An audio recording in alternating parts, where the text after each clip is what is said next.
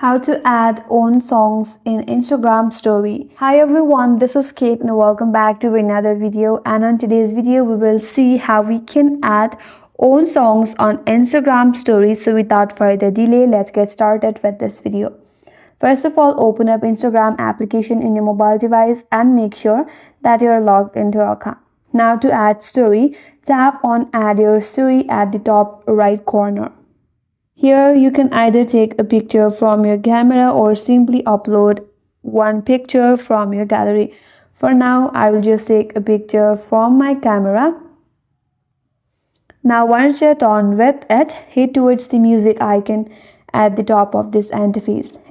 As you can see, you can only add songs from the Instagram library itself. You will not be able to export your own song from your device. So for that, alternatively, you can use some other video editing applications such as CapCut or Insert in order to add your own song. After that, upload it to your Instagram.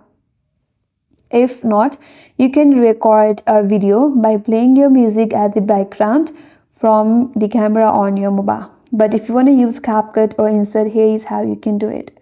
Open up CapCut in your device. Then you can select a picture, tap on add new project and select a picture that you want to add in your story. Tap on add.